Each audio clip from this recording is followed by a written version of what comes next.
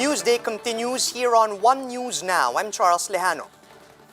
Alert Level 2 has been raised over Taal Volcano, citing probable magma activity which might lead to an eruption.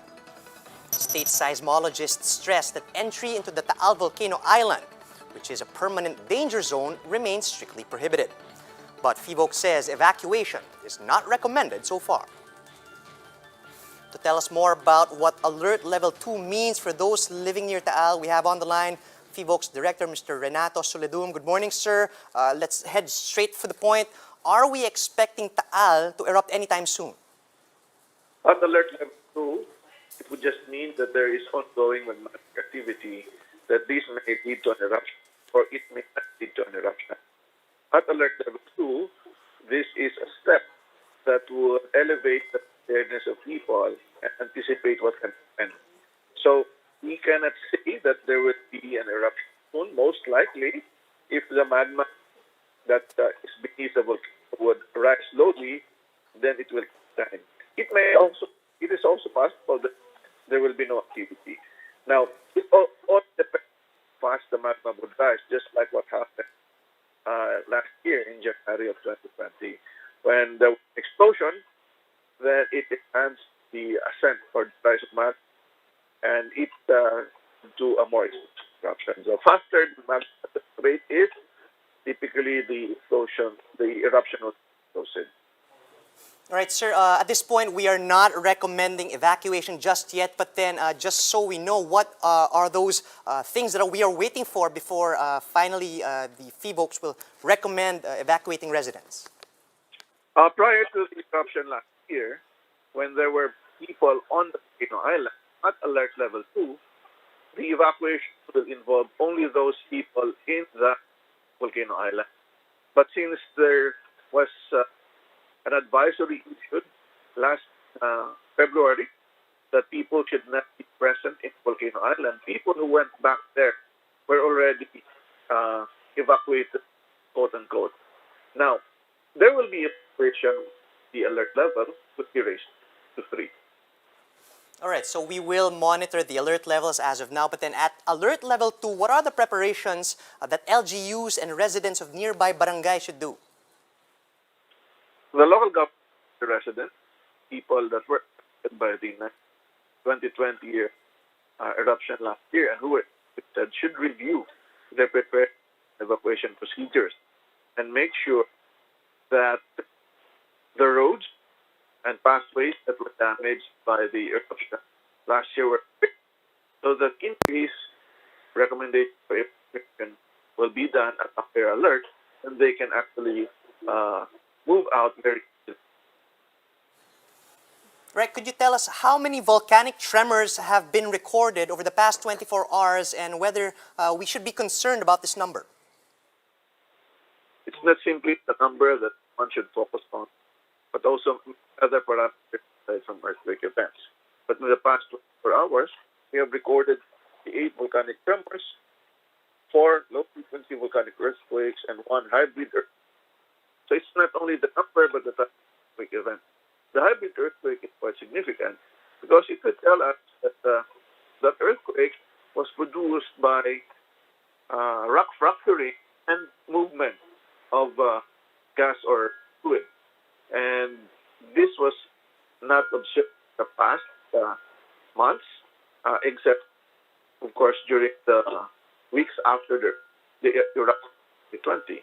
So these earthquake events are significant enough to indicate that there is indeed shallow activity beneath volcano, and this shallow activity is being fed by gas coming from below the volcano from the magma in place in 2020, and this continued degassing would cause the earthquake events and would also change the temperature of the Great Lake to be higher and more acidic. More significantly, we also have a survey, a gravity survey, which would tell us if there's a newly in place dense material beneath the volcano. The has increased, meaning that there is activity and migration of the volcano. Hence, we need to raise the alert level to alert level. All right, Director Soledum, one last question before we let you go. Is it likely for us to see a repeat of the destructive ashfall that we saw from Taal in January sometime last year? It is always possible if the eruption would progress. It is also possible that the eruption can be less explosive. It all would depend on as the map. It is also possible that no activity will happen. We're still at number 2. All right, thank you for those clarifications. We will be watching Taal closely. That was Philhealth's Director, Renato Soledum.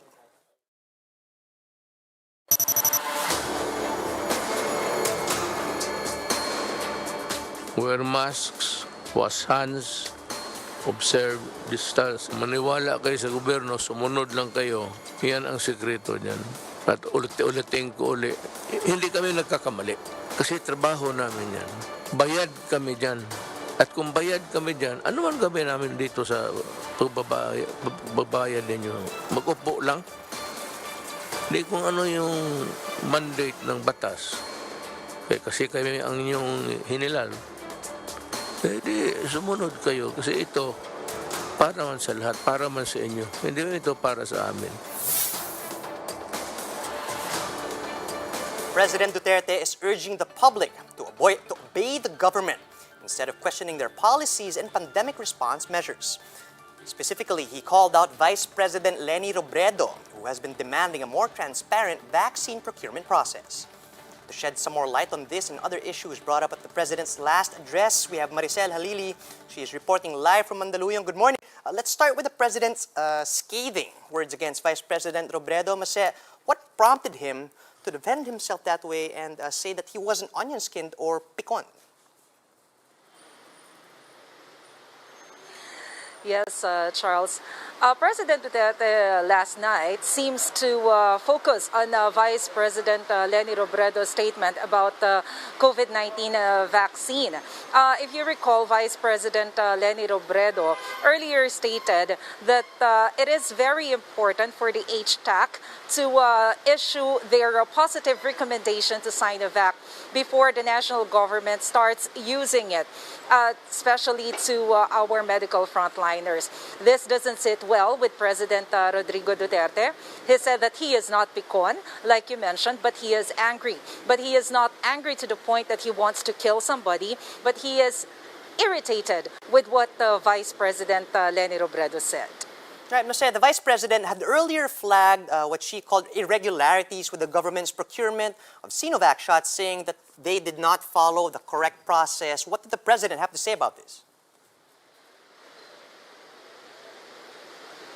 Yes, Charles. Vice President Leni Robredo did mention that it is important for Sinovac to get a positive recommendation first from HTAC because based on the statement of Vice President Leni Robredo, it is important to have this recommendation to make sure and to give assurance, especially to our medical frontliners, that the usage of Sinovac is safe for them. Aside from President Rodrigo Duterte, presidential spokesperson Harry Roque, being the author of the Universal Healthcare Law, read the provision stating the HTAC provision. He did mention, as well as President Duterte, that HTAC is just recommendatory in nature and it is not a requirement for the usage of vaccine against COVID-19, such as Sinovac. Nevertheless, President Duterte did mention last night that Sinovac also already had a recommendation coming from the HTAC, so it's a non-issue anymore. All right, so much for Sinovac, at least for now. Let's talk about the rising number of new cases here in the Philippines. We've been reporting on this for the past few days. What was the President's reaction to this? President Duterte recognized that there is a surge on the number of cases nationwide, particularly in the National Capital Region. Secretary Duque of the Department of Health mentioned that there are, of course, some areas in the National Capital Region considered as high risk. This includes Makati, Navotas, and Malabon.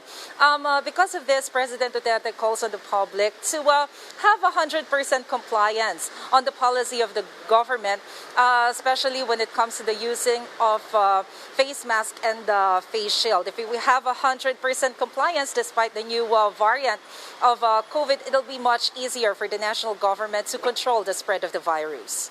Thanks for that. That was Maricel Halili reporting live from Mandaluyong. The struggling pork industry continues to protest the Agriculture Department's move to retain the price cap until April. How much are pork vendors actually earning with the price ceiling in place? Mobile journalist Julie Baiza gives us a front seat to the story. Live hogs at this farm in Bulacan is at 190 pesos per kilo. This is the average price for the province. But this gets jacked up once hogs reach slaughterhouses in Manila. Ngayon, 275. 270 ba? 300 lang po ang benta sa ano? Sa palengke dapat?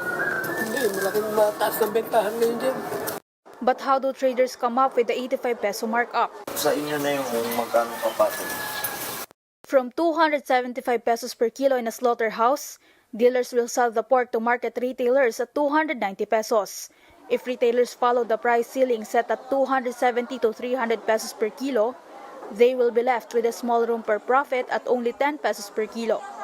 O isasama siyempre nila yung mga taga, sa driver, sa ahente, toll gate. Kaya tumataas. Retailers say without a price cap, they could sell the pork products for up to 320 pesos per kilo for a reasonable profit. Sa amin naman, papatong na kami ng 20, 25. Every magpapasweldo kami sa tao, magkano, 800 na isa. Makakainin pa namin. Papahit pa kami ng kuryente, pwesto.